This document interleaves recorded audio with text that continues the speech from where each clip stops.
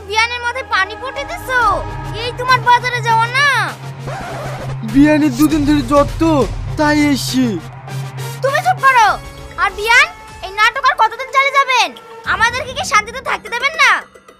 আমি আবার কি করলাম? বাবা এমন করছে না, ভাজ ভাজ টুল টেকে জানে না।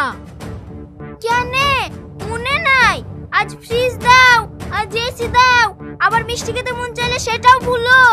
নিজের সংসার ধ্বংস করে সব তোমার পেছনে ঢালছে। আমি আজকে সামনাসামনি বলে যাচ্ছি, এরপর থেকে